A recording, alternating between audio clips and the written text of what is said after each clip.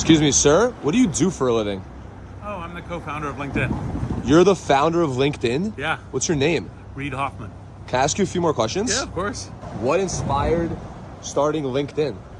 Well, it's basically we live in a networked world. How do we use it to help us? And of course, one of the most important ways to help us is helping find jobs, opportunities, know what to do with your work life. What are you doing now?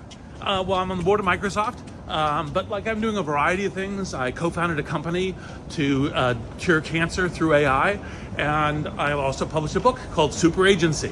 The book is about why we should become AI curious, how it gives us superpowers. What worries and excites you about AI?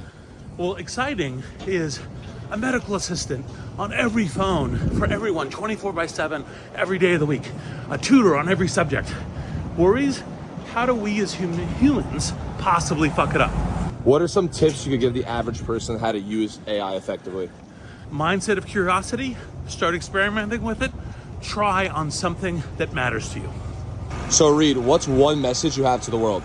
Well, let's ask ChatGPT. Okay. What's one message to the world that Reid Hoffman should say?